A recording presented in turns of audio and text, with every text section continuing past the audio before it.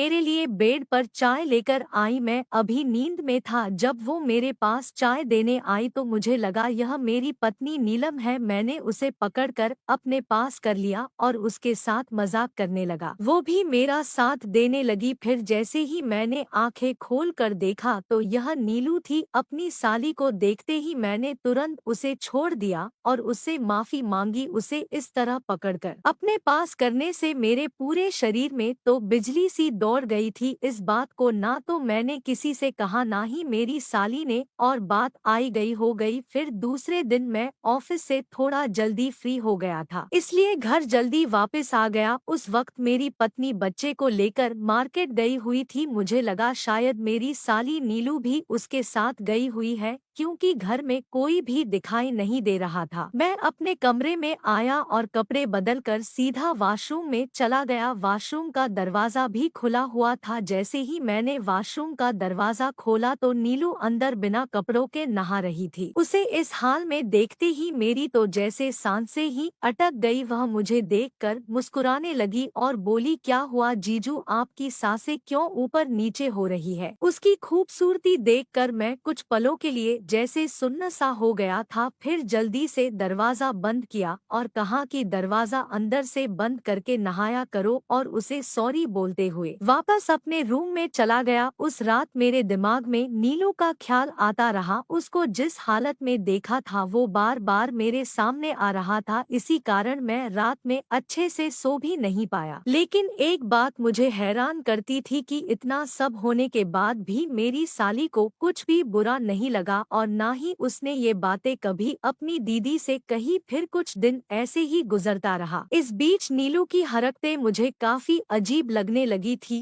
वो हमेशा मेरी तरफ कुछ अजीब नजरों से देखती। उसे जब भी मुझे टच करने का मौका मिलता वो बेझिझक टच कर लेती, और कई बार तो जब मेरा बेटा मेरे पास होता तो वह उसे लेने के बहाने मेरे बहुत करीब भी आ जाती थी। मुझे नीलू का यह सब करना ठीक नहीं लग रहा था, लेकिन मैंने इस पर ज्यादा ध्यान नहीं दिया। फिर एक दिन मेरी पत्नी को बच्चे को टीका लगवाने हॉस्पिटल जाना था। उस दिन मुझे ऑफिस से छुट्टी थी। मैं जब थोड़ा सा लेट सोकर उठा तो पास वाले कमरे से मुझे मेरी पत्नी और साली नीलू की आवाजें सुनाई दे रही थी। मेरी पत्नी नीलू को अपने साथ हॉस्पिटल लेकर जाना चाहती थी, लेकिन नीलू ने कहा उसे बच्चों को इंजेक्शन लगाते देखा नहीं जाता और उसकी तबीयत खराब हो जाती है, इसीलिए वह नहीं जा पाएगी। तब कुछ देर के बाद मेरी पत्नी बच्चे को लेकर टीका लगवाने हॉस्पिटल के लिए निकल गई। अब मैं और मेरी साली नीलू दोनों घर पर अकेले थे। मैं अपने कमरे में बैठकर टीवी पर कुछ देख रहा था। तभी नीलू मेरे कमरे में आई और मेरे काफी करीब आकर बैठ गई और कहने लगी, जीजू क्या आप मेरे सर पर हाथ लगा कर देख सकते हैं कि मुझे बुखार है या नहीं? उसने अभी भी रात वाली पतली सी नाइट ड्रेस पहन रखी थी जिसमें से काफी कुछ दिखाई दे रहा था। मैं उसके सर अपना हाथ रखकर देखने लगा। उसका सर तो बिल्कुल ठंडा था। जब मैंने उसे बताया कि उसका सर तो बिल्कुल ठंडा है,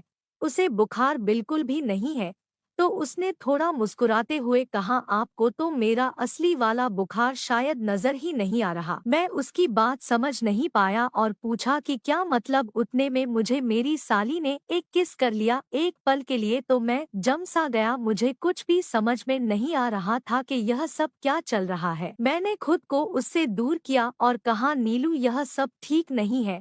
हमारे रिश्ते की एक मर्यादा है और इस मर्यादा की इज्जत करना चाहिए, और अगर तुम्हारी बहन को यह सब पता चल गया तो मैं अभी अपनी बात पूरी कर पाता, उससे पहले ही उसने रात वाली नाइटी को अपने नीचे खींच दिया। मैं तो जैसे सदमे में चला गया। मुझे कुछ भी समझ में नहीं आ रहा था। अब मेरे सामने नीलू उसी तरह खड़ी थी जैसे उस दिन वॉशरूम में थी, और उसे इस तरह से देखकर मेरी आंखें तो खुली की खुली रह गई। एक तो वह वैसे ही बहुत हसीन थी, ऊपर से इस हाल में देखना मेरे लिए तो नजर हटाना मुश्किल हो गया था। फिर वो मेरे करीब आई और बोली कि जीजू इसमें गलत क्या है?